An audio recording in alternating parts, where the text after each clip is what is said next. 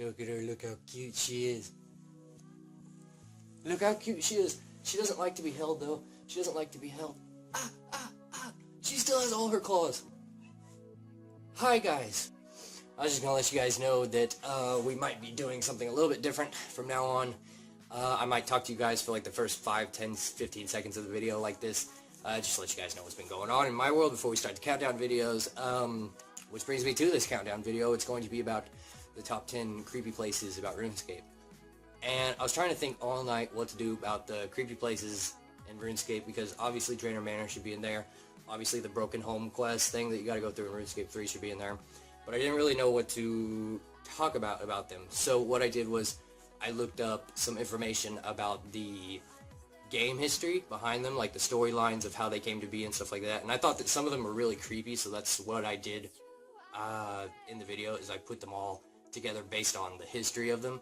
And I think it turned out pretty good. I think you guys will like it. Oh yeah, one more thing. If you guys want me to keep doing this whole face cam thing at the beginning of every single countdown video for maybe like 5 to 10 seconds, introducing what the countdown video might be, let me know and I'll keep doing it. So yeah, let's get the countdown started. Number 10, Elvarg's Lair.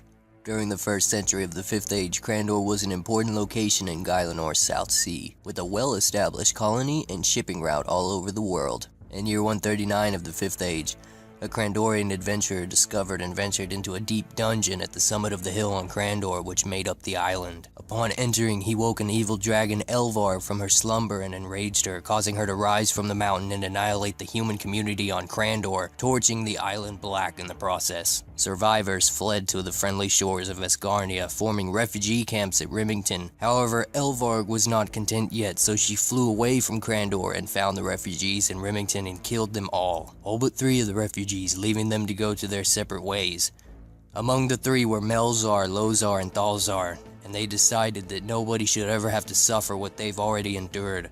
So they split the last navigational map to Crandor in 3 pieces, and they hid them well. Thus, many centuries later, the Dragon Slayer quest was born, and the first time you ever do this quest as a free player at a low level, she will scare the fuck out of you. Number 9, the Underground Pass. In the early years of RuneScape, this place was used as a trading route by the elves from the most western lands. But later, when Prythenus became under control of the evil elves that rebelled in those lands, Iban, the spiritual son of Zamorak, took control of the pass. During the quest given to you by King Laethus, you are tasked with killing Iban. After that, only then will the Underground Pass be under the command of King Laethus from East Ardoin. Since Iban studied under Lord Dequarius prior to taking over the Underground Pass, and Dequarius is said to only be in his 30s at the time that this game currently takes place, Iban himself has to be even younger, and this would mean that his takeover of the Underground Pass was a relatively recent event. Be wary though, traveling here you will run into all sorts of trouble before making it to the other side, or making it to Iban himself. Number 8, West Ardoin, the Plague City called by many, and the capital kingdom of Kindarin. Well known for being badly stricken by a mysterious plague which has been claiming the lives of many, it has been claimed to have been brought into the area upon its king's last visit, and some even speculate that the Underground Pass may be somewhat of the cause of the plague too. Its neighbor, East Ardoin, however, is thriving in wealth and popularity, while the people of this town slowly die. Although West Ardoin was governed by King Tyrus, he left the city just before the plague outbreak also struck the forests of the elven realm Tyrunun. He was a disregarded king, and the day-to-day running of the district in his absence was left in the hands of an inefficient drunk city warder named Bravik. Mourners from East Ardoin sent by King Laethus patrolled the streets and detained anyone that was affected by the plague. They then took the victims down into the tunnels underneath the city to work as slaves, and after the Ardoin Revolution, the mourners were evicted, and in their place were put the Knights of Ardoin. The city, now under King Tharos, is still recovering from the damage done through the years of isolation and oppression. But what is creepy about this city most of all is the fact that eventually, by an adventurer, the plague samples were smuggled out of the city and given to capable people to test the samples. They found absolutely no trace of any sort of plague whatsoever. Number 7. Tawna was a young boy when he left his home in Varrock in search of a more exciting life away from his parents. He traveled east of Varrock but did not make it far. Shortly after leaving his home, Talna discovered a strange crevice in the woods. He moved closer to investigate it and he fell in. He fell in this rift and it became his imprisoned home for the next 25 years. Talna's emotions caused the rift to change. His emotions, which were mostly confusion, fear, and hopelessness, were manifested in the cavern's chambers. Talna descended further into inevitable madness and lost his humanity. Upon an adventurer completing a soul's bane, Talna told them that while trapped, he could feel an evil power emanating from the area. He believes that this is what caused him to go insane and made the dungeon twist to his emotions. While down there, he found remnants of the ancient civilization that stories talk about in RuneScape. It seems people used to worship a god here years ago in numbers far greater than a simple cult following. Talna states to the adventurer, "It's like there is some evil power under the ground that wanted me to suffer, as if it got some sort of empowerment from it. At least whatever it is, it doesn't want to reveal itself to the world just yet." Number 6. Canifis. In the Second Age, many years ago, what is now Canifis was part of the god Zaros' empire, and it was where Zarosian fortress Karil once stood. Hence why the ancient teleporting spell to travel to Canifis is named Karil. The kingdom to the south of it was known as Haloval, with its capital city ruled by the ancient, incredibly long-lived winged beings called the Icene. As part of the Zarosian extermination, Karil was destroyed during God Wars, but it is unknown whether Lord Draken was responsible for this when he invaded Haloval with an army of vampires. Whichever the case, the area would be a part of Mauritania from that point onward. In year 23 of the 5th Age, a group of werewolves built a village named Canifis at the place where Karl once stood, where they live today. Like all subjects in Mauritania, they are forced to pay with blood tithes to the vampires. But the vampires agree to take captured humans instead if the werewolves don't really want to pay taxes with their own blood. Number 5. Port Phasmatis. The exact date when Port Phasmatis was built is unknown, though it is widely believed that Port Phasmatis was created somewhere around the year 1777 of the 4th Age, when many Misthalanian settlers left their homeland for a new life in Mauritania. Phasmatis was a busy market town and was in trade with many places of Guylenor, and possibly even the mysterious Eastern lands nobody can access now today. It was one of the most successful and famous ports of Guylenor for a time. It wasn't until the vampires of the Sanguinesti region started demanding blood tithes on the residents, taxing them with their own blood, much like the werewolves from Canifis. The people of Phasmatis were hopelessly turned to Necrovarus, a stranger from the eastern lands who knew something about the existence of a substance called ectoplasm below the town's temple. He ordered the citizens to dig beneath the temple until they found the lake of ectoplasm. Necrovarus used ectoplasm to create the ectofungus, which in turn created a powerful barrier around the entire port. This barrier repelled vampires effectively, preventing them from invading the town. But in turn, it made the citizens also unable to leave the town because of the barrier around it, and it resulted in the entire city's civilians' deaths. And now they are cursed as ghosts even, to live out the rest of their spiritual lives in the Port Phasmatis area as well. Necrovarus, who planned all of this, took control over the town. He was using the power of the ghosts and the ectofungus for his own evil purposes, until one day an adventurer stopped him in a quest that could only be named Ghosts Ahoy. Number 4. The Ruins of Uzur. Uzur was once a very popular city and currently the only known city in RuneScape which had the knowledge to create clay golems. Uzur was inhabited by many magical craftsmen, and it is the first place where the Pyramid of Guylenor, the very first one, called the Uzur Mastaba, was built. Uzur was ruled by the Desert Pantheon back then. They were a group of the desert gods who controlled the once enormous Menethite kingdom. When the god Zaros had fallen at the end of the Second Age, the many followers of Zaros fled to the desert, trying to flee from the other gods' armies who were attempting to destroy them. It could have been that Uzur was once controlled by Zarosian followers for a time, but there is no true record of this.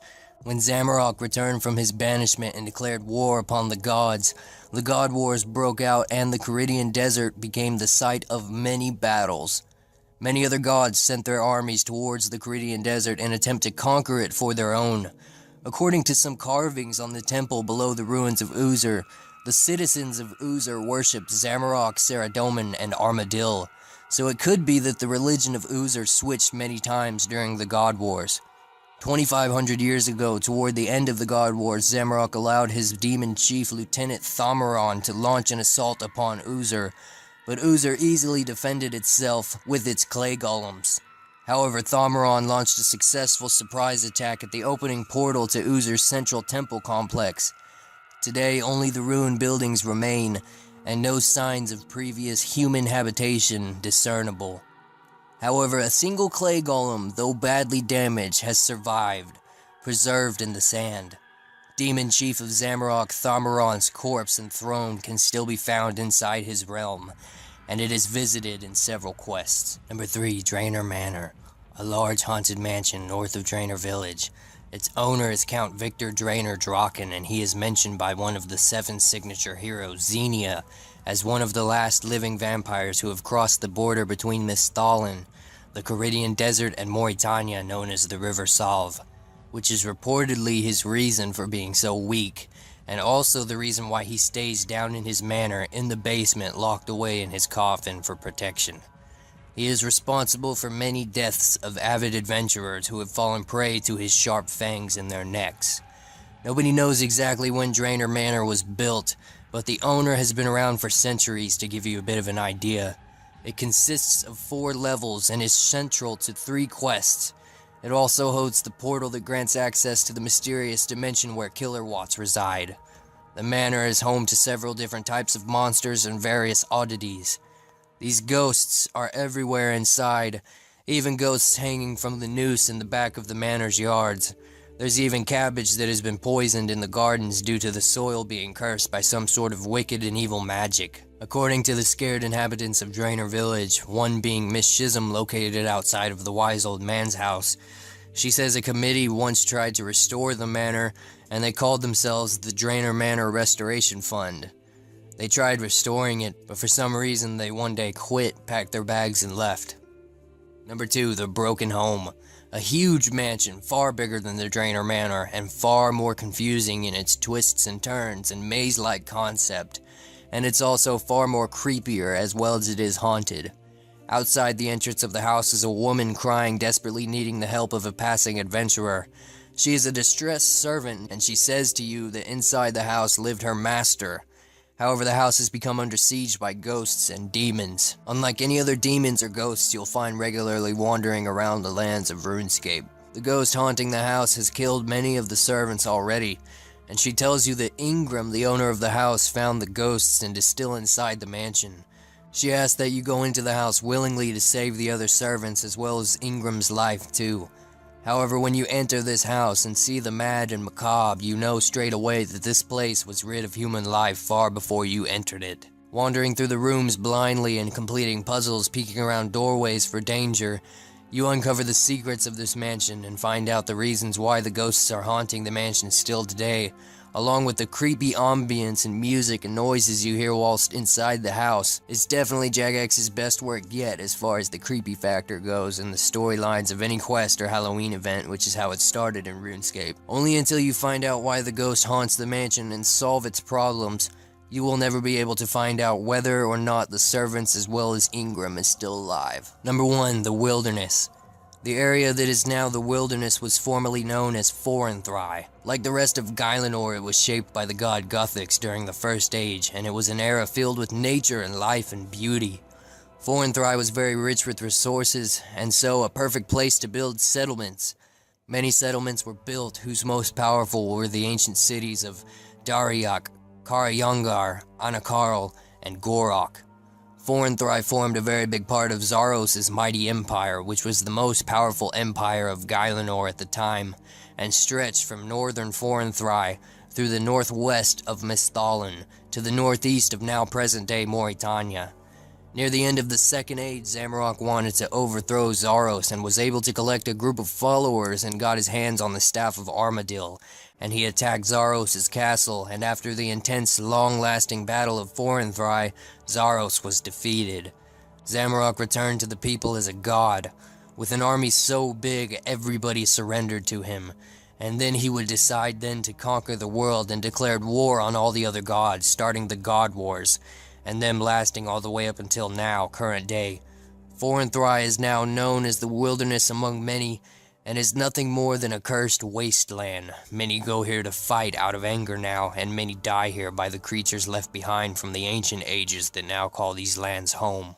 That's it for this countdown. I hope you guys enjoyed it. If you know what I should count down next, post it in the comment section and let's make it happen. I'm gonna leave now, bye!